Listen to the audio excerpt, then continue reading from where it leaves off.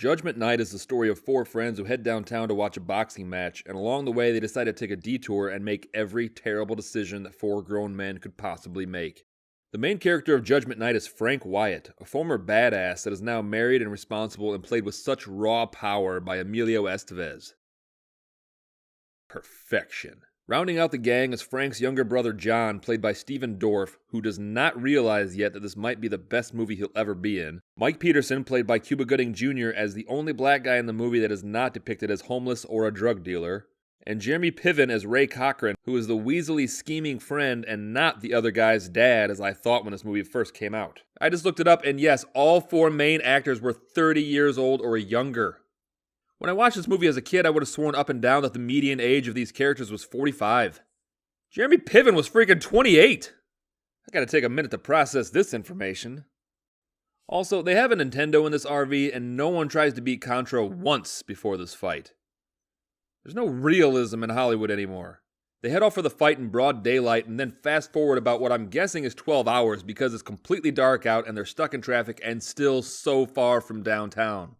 John almost gets into a fight in the middle of the expressway and get our first mention of what a bad Frank was in his younger days.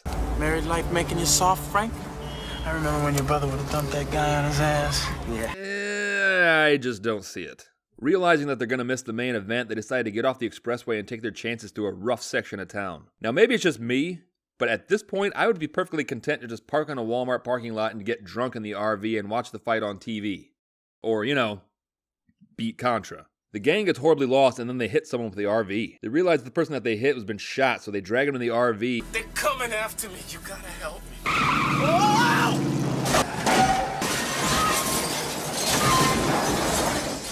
What the hell hit us? Probably some no-insurance car-driving asshole. Fallon, played by Dennis Leary, and his goons ripped the gunshot dude out of the RV and promptly put a bullet in his head. The upside is that they probably most likely have car insurance. After super intently witnessing Fallon and his gang murder someone, the gravity of their predicament finally seems to hit them over their damn heads. Now at this point, they have a pretty good head start on Fallon and just need to duck from building to building until they finally reach something even close to resembling civilization.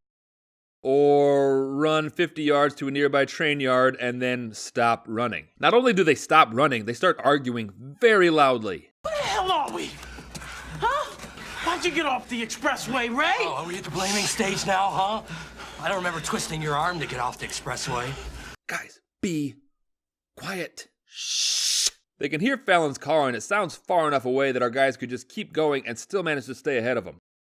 But instead they run about 3 train cars further and just climb on in. You guys are really starting to piss me off. This is eating into my drinking time. Once again, had our guys just kept on going, then Dennis Leary would just be talking to himself when they got further and further away. So Fallon stops chasing them for some reason, and Frank and the guys go against their instincts and run for more than 20 feet. And seriously, what time is it right now? I mean, I know you're in the seedy part of town, but people still live there. If you just walked into the movie at this point, then you would just assume it was like 4 in the morning or something. But it's gotta only be like, 9:30? Maybe 10 at night? Where is everyone? So they go into one of the buildings and go from apartment to apartment, acting very weird and jumpy and wondering why no one will let them in. Hey, get down! It's a real mystery. So to put this in perspective, at this point in the movie, they have lost Fallon and have about an 8-minute head start on him. And that's just in movie time with edits and everything else, so we're probably looking at a good 15-minute head start.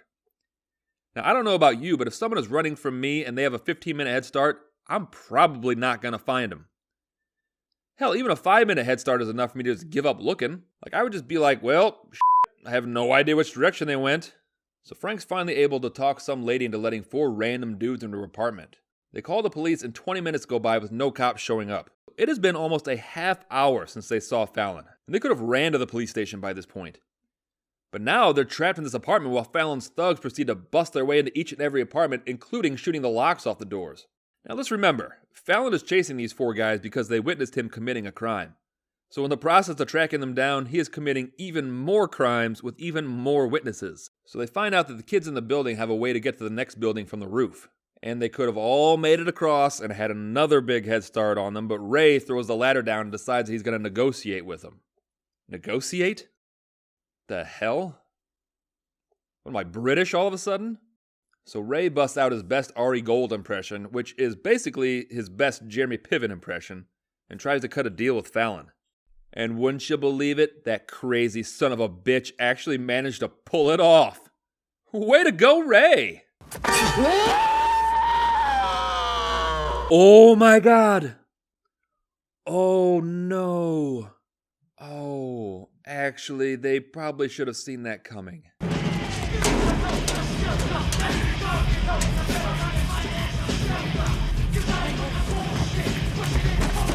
You have been desperately searching for some form of civilization for about 28 hours. If that's me, I'm taking my chances with the gangbangers. Or, okay, alright, go down the sewer. I can kind of see what you're getting at there. You lose Fallon in the labyrinthine tunnels with disorienting acoustics, making it extremely difficult to locate you. Alright. Guys. For this plan to work, you have to move away from being directly underneath the grate. We should have done something. Makes no sense for Ray to go out like that. Oh my gosh, and shh! And they're found almost immediately because they hide like 4-year-olds. They take off in the sewers and they actually manage to lose Fallon again. Fallon and his guys don't know which direction to go. And at least one of them is questioning whether or not they should just give up. So boom, there's a grate leading outside, go, and just run. No, it's too bright up there! What? What? You might as well stick a bullseye on your back! What are we gonna do? Guys, shh. What the hell happened to you down there? I'm sorry. Sorry doesn't cut it. You almost got me killed. Hey! Shh. And then they proceed to hide directly across the street from the sewer after having a far too long discussion in the middle of the road. Okay, I guess it's fine. Fallon hasn't come out of the sewer yet, so he has no idea where you are. Just stay hidden, and then when he goes the opposite direction, you just run or... Come back! You're gonna give us a ride!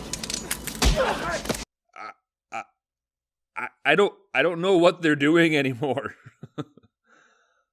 You're just shooting guns and screaming. The best way to hide is to not shoot guns. And whisper. You use that bigger balls than anybody! Shh! So they've lost Fallon again and just need to keep going again. Wake him up! So, of course, they throw a garbage can through the front window of a department store. For the record, hiding in that garbage can would have been a better option. So their thought process is that the security guards will come rush to check it out. Now there have been explosions, screaming, and gunshots this entire night and not one single cop has shown up. So what makes them think that some security... Oh my god, that's actually tremendous response time. If those guards weren't about to be brutally murdered, I would suggest they ask for a raise. The alarm has been blaring for quite a while, and sure enough, Fallon finds them because if you pause certain scenes and go frame by frame, you'll notice that Fallon has ears. So a game of cat and extremely loud mouse ensues, and we finally get to see the badass Frank that they've been hinting at this whole movie, and it is as underwhelming as you would think. It's really just a mess of elbows and forearm strikes and some mild grunting. But somehow he gets a drop on him and Fallon falls to his death, and now that there's no danger, the police finally show up. Explosion? No response. Shot up apartment building? No response. Alarm at a department store? And just like that, their horrible night is over, and honestly, it's amazing that any of them made it out alive. Sure, they still have the bullet wounds and the emotional scars of hearing their friends' very shrill shrieks when he died, but now they'll be legends in the eyes of their family and friends. Just so long as no details of what transpired ever make it out.